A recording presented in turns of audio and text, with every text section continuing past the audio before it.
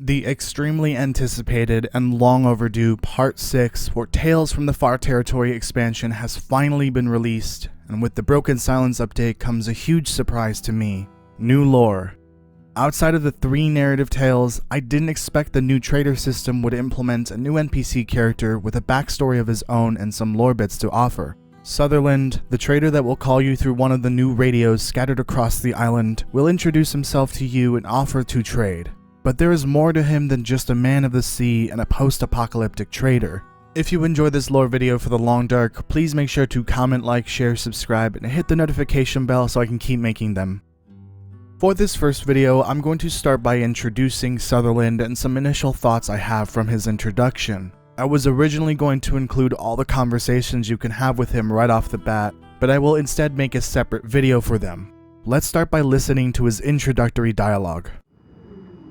What? What the hell? Someone there?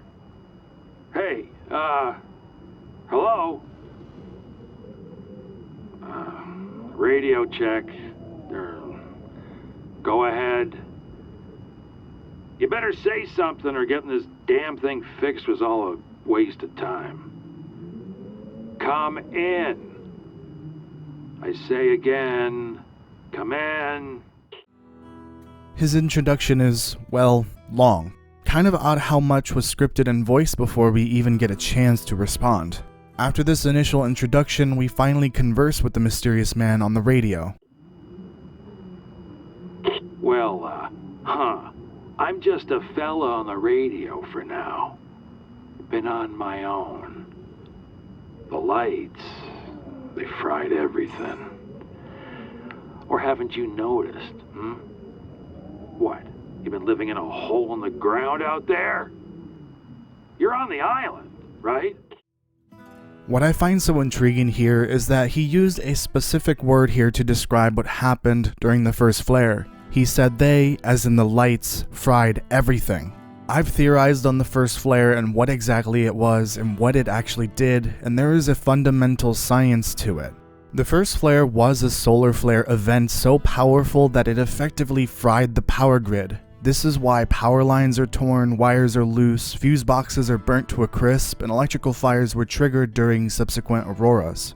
I had a whole conversation with an astrophysics friend of mine, and that conversation went towards the What is Wintermute video. The first flare overloaded everything, effectively destroying almost all electronics. Some still function during auroras, such as flashlights and radios, but those may have plot armor for gameplay reasons. If all of this is obvious to a random person sailing the seas, then it has to be obvious to anyone that is observant enough. The Aurora observations note from the Briarhouse maintenance yard shows us that the employees there started to understand the nature of the auroras within days after the first flare. Also, the giant "They hate the light" written on the wall at the maintenance yard tells us they learned early on how to use the aurora to their advantage. The signs are all there for us to observe and learn from. Even the mysterious radio caller knows what happened. I haven't come across any. Well, until now.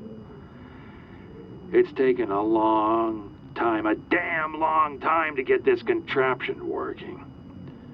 The radio, I mean.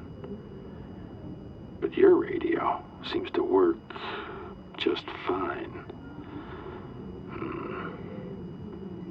Still there? Hello? Here we learn that we are the mysterious caller's first encounter with another survivor. I doubt many people would be out there on boats.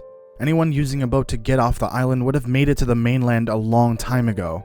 Time-wise, we have no clue how long they have been out there or how far in the future survival mode takes place. They lacked a functioning radio, so contacting anyone from far away would have been impossible.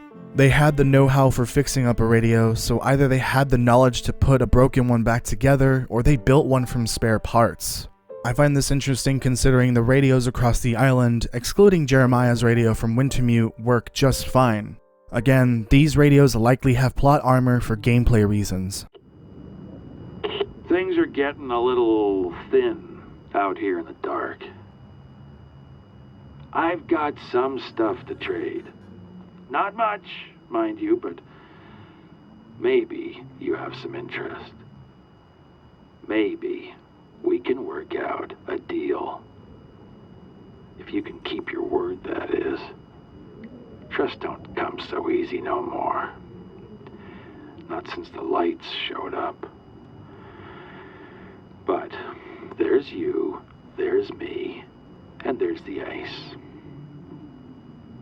Well, speak up. Next, they discuss the initial trade offer. They have a limited supply of random items they are willing to part with. The trader mentioned that as long as they can trust each other, they can both benefit from this. He says that trust is hard to come by since the aurora started occurring, but I would argue that trust is a long-lost thing of the old world from before the collapse. I'll explain that more in the follow-up to this video. There's a place, a little island off Coastal Highway. A dock, an old storage box of mine. We can use that to trade. You keep your distance, and I'll do the same. Got it? Finally, they provided the information needed to complete the trade offers. The trader would then be found anchored off the new docks just off of Misanthrope's Island in the Coastal Highway region. There, they would exchange their items in a special box and would do so by keeping their distance. After this, we get access to the trading menu as well as a series of conversations with various bits of backstory for the trader. This is where this video ends though. Considering the length of what I wrote for those conversations, I think it's best to give them a separate video. Of course, in order to unlock more, you must trade and earn his trust. For now, this is just a simple introduction to the Long Dark's first survival mode NPC.